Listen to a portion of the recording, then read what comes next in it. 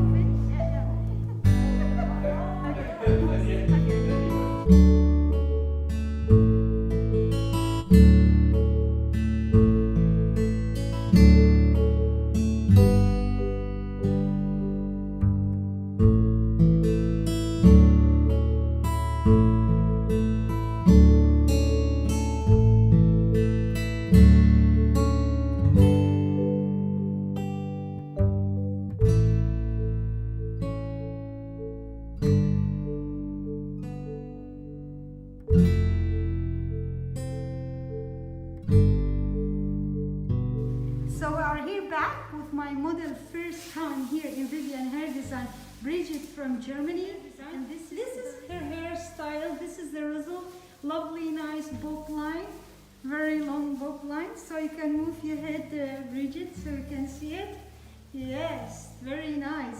We are here very happy with the hair. So Bridget, what do you feel about your hairstyle from today and the color?